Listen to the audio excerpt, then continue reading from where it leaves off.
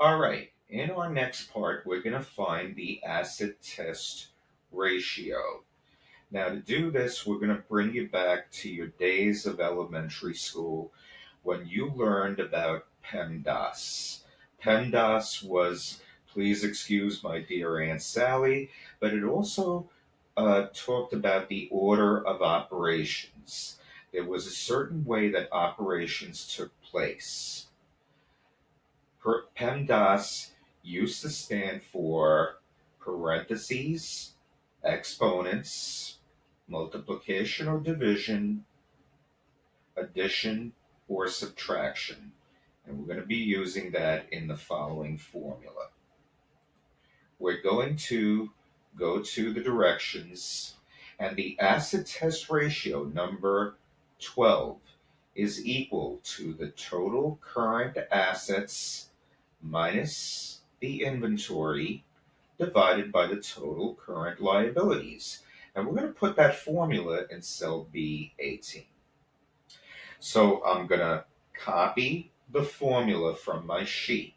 Sometimes it's worth just copying a formula so that I remember it.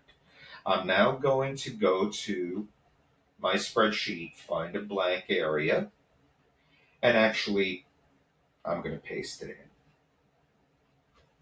So it's my total current assets divided minus the inventory divided by the total current liabilities. Now, here I'm going to start off with the equal sign. Every formula starts off with an equal sign. Now remember, it's the total current assets minus the inventory. And I want that done first. And then I want it divided by the total current liabilities. Okay? So in order to do that, all right, I have to use parentheses.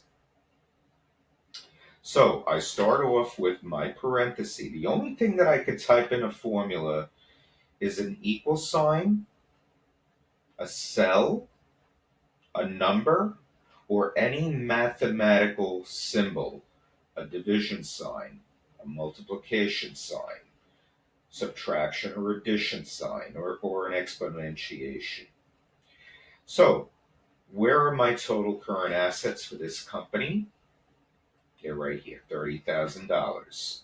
And from that, I want to minus the inventory for that company. Well, I type the minus sign, and the inventory is $10,000 right here. And remember, I have to close my parentheses. So it's going to take the 30, subtract the 10 from it, and then divide it by the total current liabilities. Divided by the total current liabilities for that company, which is here. I point and click, and I press the enter key, and I get $1. Once I've done that, I'm satisfied. I can basically erase the formula by, again, press the backspace key, press the enter key, press the backspace key, press the enter key again. All right, now let's look at these numbers and see what they represent. Okay, for Natalie's company, that means that if she were to borrow money, she would have $1.50 in assets, things that she owns, for every dollar in liabilities, things that she owes. When we then take out the inventory, because she's got $10,000 in inventory, and remember, inventory just sits there, it uses up money, it has to be sold. Then she has $1 in assets for every dollar that she owes.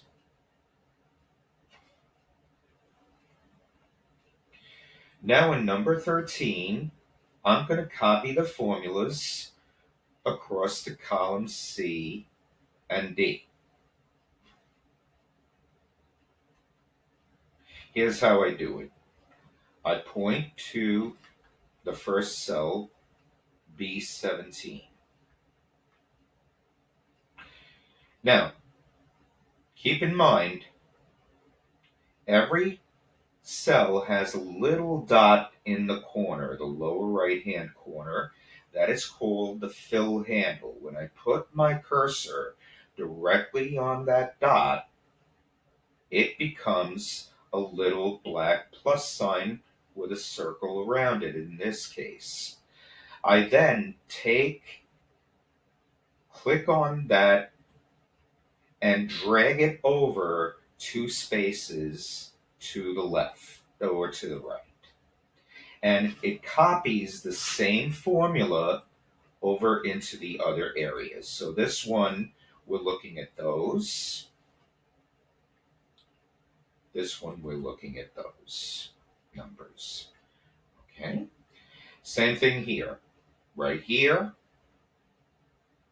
go in the corner, drag it 2 spaces to the right, and that's the numbers that you get. Now keep in mind, current ratio. These are 3 current ratios. If you lend money to Natalie, you will get your money back because every dollar that she owes, all right, she has $1 for plus 50 cents. Now you look at the second company, Lucy's company. You lend her $1, and when you try and get that money back, if she should go bankrupt, she would only be able to pay you back 50 cents for every dollar that you lent her. So 50 cents is a loss on your part if she goes bankrupt. The third company, Geraldine's company, is okay also. That has $1 for every dollar that she owes. When we take the inventory out of the equation, then Natalie's company has $1 for every dollar that she owes. She would probably be able to pay you back if she went bankrupt. But if you lent it to Lucy, you would only get 33 cents. You'd have to take a whole bunch of inventory that has to be sold and may be worthless to you. Inventory is not good. It's not good to have it on your shelves. If it's fashion, it goes out of style. If you're selling perishable products like milk, it goes bad. So inventory is not a good thing. Geraldine only has 10 cents to pay you back for every dollar that you lent her if she goes bankrupt overnight because she has $18,000 in inventory. Hope you got something out of that part of the lab.